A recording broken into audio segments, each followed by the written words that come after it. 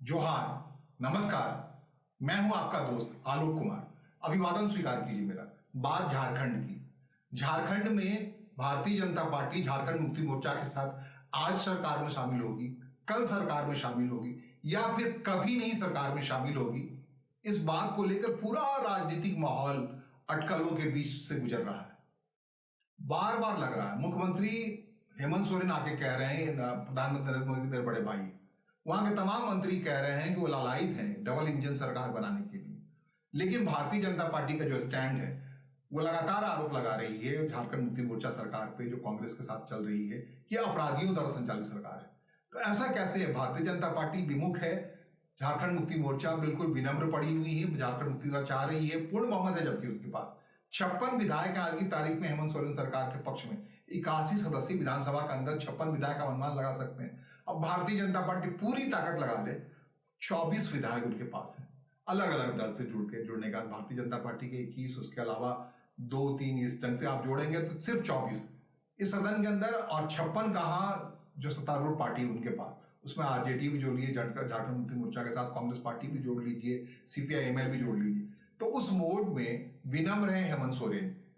Budget सत्र चल रहा है, बार बार उनकी ओर से इशारा आ रहा है, फीडबैक दे रहा है कि वो किसी भी वक्त में भारतीय जनता पार्टी के साथ सरकार बना सकते हैं। और भारतीय जनता पार्टी अकड़न देखिए, उसके नए अध्यक्ष, प्रदेश अध्यक्ष बने हैं आदित्य साहू, जो राज्यसभा के सदस्य हैं, वो किस ढंग से कहते हैं अपराधियों के खिलाफ बातें करते हैं। विधानसभा के अंदर प्रतिपक्ष के नेता है बाबूलाल मरांडी, प्रदेश के पहले मुख्यमंत्री है, उनको बिल्कुल नहीं भाता है झारखंड मुक्ति मोर्चा को सहयोग। इस बीच में कोई बीच की धारा निकलेगी क्या? कह रहे हैं भारतीय जनता पार्टी का जो मौजूदा रुख है, तल्ख रुख है, इसके पीछे एक बड़ी वजह है, वहां नगर निकाय के चुनाव हो रहे हैं। 27 तारीख उसके रिजल्ट आ जाएंगे, 26 फरवरी तक। इस बीच में क्या हो रहा है कि झारखंड का विधानसभा में बजट सत्र भी चल रहा है। बजट सत्र में भारतीय जनता पार्टी को स्टैंड इसलिए तल्ख लेना पड़ रहा है, ये नगर निगम के चुनाव जो है, शहरी क्षेत्रों के चुनाव है, वहां व्यापक आधार है भारतीय जनता पार्टी का, और वहां मुकाबिले सत्ता में रहने की वजह से झारखंड मुक्ति मोर्चा के उम्मीदवार से लगता है बाद में एक हो जाए अगर भारतीय जनता पार्टी को, और अभी से ढीले पड़ जाए, तो ये विधान जो नगर निकाय के चुनाव में उनका सत्यानाश हो जाएगा। झारखंड मुक्ति मोर्चा के उम्मीदवार कायदे से जीत जाएंगे जो भी। तो भारतीय जनता पार्टी का स्टैंड है कि अभी 27 फरवरी तक, इस 27 फरवरी तक एक स्टैंड लेके, 23 फरवरी का इनफैक्ट वोट है, 23 फरवरी तक मजबूत स्टैंड के साथ झारखंड मुक्ति मोर्चा के खिलाफ खड़े दिखे। उसके बाद हो सकता है इसी बजट सत्र के दौरान ढल जाए। जो कुछ बातें हो रही, कह रहे हैं राज्यपाल संतोष गंगवार है, वो भी एक मजबूत चैनल है भारतीय जनता पार्टी और झारखंड मुक्ति मोर्चा के बीच। झारखंड मुक्ति मोर्चा ने केंद्र से विरोध होने का बहुत कुछ झेला है, उसके विरोधी होने का। वहां मैया बहन योजना है, कई योजनाएं हैं। अब ये बजट सत्र में घोषणा होनी, कहा क्या कुछ होगा, लेकिन पैसा ही नहीं है। पैसा क्यों नहीं है? कहते हैं डबल इंजन की सरकार नहीं, इसलिए पैसा नहीं है। लोकतंत्र का नया नाम हो गया है डबल इंजन की सरकार। मतलब केंद्र में भी आपकी हितैषी सरकार और राज्य में भी आपकी हितैषी सरकार, तब आपके लिए विकास निधि ठीक ठाक मिल पाएगी, कायदे समय पर योजनाओं के लिए, संपन्नता के लिए सहयोग मिल पाएगा। नहीं अगर अलग रुख के हैं, जैसे इंडी गठबंधन की सरकार है हेमंत सोरेन की, अभी 16 कांग्रेस के जो विधायक हैं वो हेमंत सोरेन सरकार की मदद कर रहे हैं, उसको बहुमत दिलाए हुए। 34 विधायक उनके अपने, उसके सहयोग से वो 56 हुए पड़े। आरजेडी के 4 विधायक हैं, वो हेमंत सोरेन सरकार के साथ जुड़े पड़े। तो उसकी मजबूरी एक है, सरकार चलाने के लिए इनका सहयोग लेना पड़ रहा है, लेकिन नमस्ते करना पड़ रहा है दिल्ली को। कह रहे हैं प्रधानमंत्री नरेंद्र मोदी को मेरे बड़े भाई हैं, उनके सहयोग के बिना हो नहीं सकता। तो अजीब सी दुविधा में फंसे पड़े हेमंत सोरेन। हेमंत सोरेन विनम्र है कि भाई हमको तो डबल इंजन की सरकार भाती है, और भारतीय जनता पार्टी ग्राउंड पे टाइट है कि अगर टाइट नहीं रहेंगे तो नगर निगम से जो उनका मेयर बनना है, डिप्टी मेयर बनना है, पार्षद जीतने हैं, वो सब चले जाएंगे। क्योंकि भारतीय जनता पार्टी को लगता है कि झारखंड मुक्ति मोर्चा की तरफ ढल करके वो अपना काफी कुछ नुकसान करेगी। हालांकि झारखंड मुक्ति मोर्चा के लिए भी मुश्किल है। झारखंड मुक्ति मोर्चा के साथ भारतीय जनता पार्टी के खिलाफ खड़े होने की वजह से झारखंड में जो तकरीबन 24% मुस्लिम वोटर है, काफी बड़ी संख्या में झारखंड मुक्ति मोर्चा हो गए। जैसे ही भारतीय जनता पार्टी के पास आएगी झारखंड मुक्ति मोर्चा, तो वो सब 34% वोटर टल जाएगी, निकल जाएगी, इधर उधर चली जाएगी। इधर उधर भी सबसे ज्यादा क्या होगा, वहां कांग्रेस पार्टी के साथ इकट्ठा होकर चली जाएगी, और वहां कांग्रेस पार्टी मजबूत हो जाएगी। एक समस्या है। और भारतीय जनता पार्टी की समस्या है कि जैसे ही जुड़ेंगे, पास आएंगे, तो उनका जो एक कैरेक्टर बनाया, बिल्डअप किया है कि झारखंड में वही सुचितापूर्ण सरकार चलाती है, ईमानदार सरकार वही है, उनके खिलाफ कोई भ्रष्टाचार का आरोप नहीं है, और झारखंड मुक्ति मोर्चा सिर्फ भ्रष्टाचार की बात करती है, इसकी वजह से भ्रष्टाचार के खिलाफ है वो, तो झारखंड मुक्ति मोर्चा खिलाफ है। और झारखंड मुक्ति मोर्चा खिलाफ होने की एक और बड़ी वजह है भारतीय जनता पार्टी के लिए कि झारखंड के अलावा आस पड़ोस के जितने राज्य हैं वहां के आदिवासी भारतीय जनता पार्टी के पास है, लेकिन झारखंड के आदिवासियों के लिए झारखंड मुक्ति मोर्चा एक मजबूत विकल्प है। जिस लालच में झारखंड प्रदेश बनाया था भारतीय जनता पार्टी ने कि भविष्य में आदिवासी उनके साथ पूरी तरह से आ जाएंगे, लेकिन समयबद्ध तरीके से, जिस ढंग से शिबू सोरेन अब दुनिया में है नहीं, बीते साल अगस्त में उनका निधन हो गया, उनको पद्म भूषण दिया गया इस बार, तो उस शिबू सोरेन के पराक्रम की वजह से आदिवासी बिल्कुल झारखंड मुक्ति मोर्चा के प्रति इकट्ठे होते गए और भारतीय जनता पार्टी को नुकसान होता गया। क्रमवार तरीके से उनके लिए अपने बूते दम पर सरकार में आना एक दिवा स्वप्न हो गया।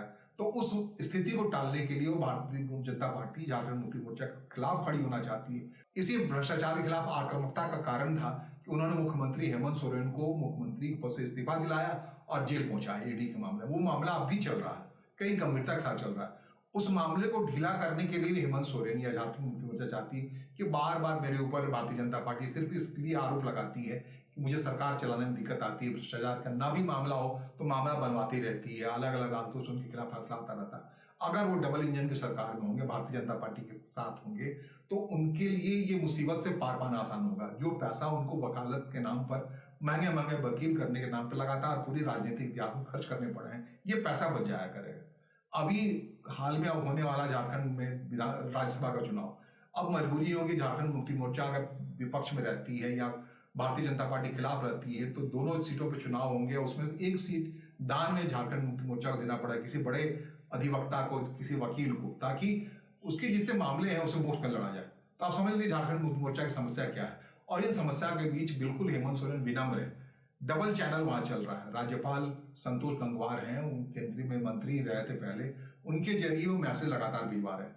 और झारखंड मुक्ति मोर्चा के खिलाफ प्रदेश के जो भारतीय जनता पार्टी के नेता हैं वो तल्ख हैं, क्योंकि उनको सिग्नल नहीं मिल रहा ऊपर से अब तक कि क्या होने वाला है। उनको लग रहा है कि निकाल चुकाम में अगर भारतीय जनता पार्टी बेहतर नहीं कर पाएगी तो उसके हिस्से में जो श्रेय में अपयश मिलना है मिल जाएगा, क्योंकि सारे तमाम जितने 48 नगर निकाय हैं, शहरी क्षेत्रों के नगर निकाय हैं, वहां चुनाव हो रहा है। अगर वो ढल जाती इस मोड़ पे झारखंड मुक्ति मोर्चा के प्रति जो सिग्नल मिल रहा है उसके प्रति, तो नुकसान होगा। और फिर जो प्रदेश के नेता हैं, जो प्रदेश अध्यक्ष रहे हैं बाबूलाल मरांडी, अभी प्रतिपक्ष के नेता हैं, या तमाम नेता जो भारतीय जनता पार्टी के वहां बड़े बड़े तुरमखान नेता है, 3 तो मुख्यमंत्री ही रहे हुए हैं वहां, 3-4, उसके अलावा और भी बड़े नेता हैं जिनके बड़े डायरेक्ट कनेक्शन रहे हैं झारखंड के, और व्यापारियों से, जो वहां का जो व्यापारी लॉबी है वो सीधे कनेक्ट करता है अंबानी अडानी से, चूंकि काफी संपन्न खनिज संपदा राज्य है। तो उसके राज्य में अलग अलग नगर निकायों में उसकी महत्ता को देखते हुए वहां खनन का मामला, भूपट्टी का मामला, तमाम चीजें, उसमें भारतीय जनता पार्टी का पार्षद हो, मेयर हो, उप मेयर हो, इसका इंतजाम करना चाहती है सरकार, बाद में साथ भले हो जाए। इसलिए क्या सरकार बार क्योंकि बार बार सिग्नल मिल रहा है, दावोस जाना हो, वहां पे हेमंत सोरेन का भारत सरकार के हित में, पक्ष में बिल्कुल खुलकर बोलना हो, और विदेश के मैदान में जाकर जैसे इंडी गठबंधन नेता खास करके राहुल गांधी केंद्र सरकार के खिलाफ स्टैंड लेते हैं, बोलते रहते हैं, इसके ठीक विपरीत जाकर हेमंत सोरेन ने दावोस में जाकर किया है।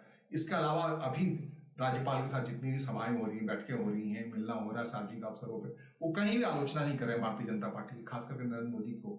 और जिस ढंग से वो उनके पिता के इस तमाम नेमरा में जो भी काम हुआ उसमें जिस ढंग से रक्षा मंत्री के तौर पर राजनाथ सिंह आए, तमाम चीजें आई, तो एक हिसाब से बड़े विनम्र भाव में सिग्नल लगातार झारखंड मुक्ति मोर्चा दे रही है कि हमें मौका दीजिए, हम चले आएंगे, या फिर हमें ये भी मौका दीजिए। जहां भारतीय जनता पार्टी के बारे में कह रहे हैं, भारतीय जनता पार्टी चाह रही है एक खास दूरी बनी रहे झारखंड मुक्ति मोर्चा से ग्राउंड पे, आदिवासी को देर सवेर आना ही पड़ेगा उसके पास। इसलिए चाह रही भारतीय जनता पार्टी एक मुकम्मल अंदाज है कि क्यों नहीं हेमंत सोरेन की सरकार, जो 16 सदस्यीय कांग्रेस पार्टी है, उसका एकदम स्प्लिट कर ले, विभाजित कर ले, सरकार में शामिल कर ले।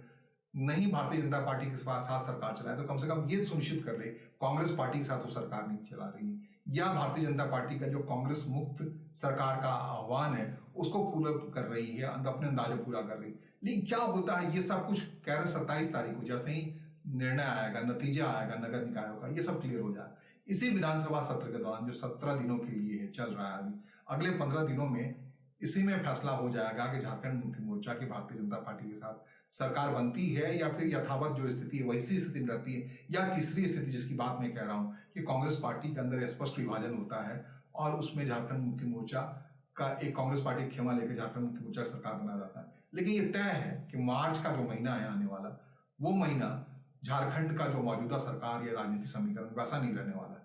वो समीकरण कैसा होगा, क्या होगा, एक बार नगर निगम चुनाव पे भारतीय जनता पार्टी अपनी स्थिति क्लियर करवा ले, उसके बाद सब कुछ साफ हो जाएगा।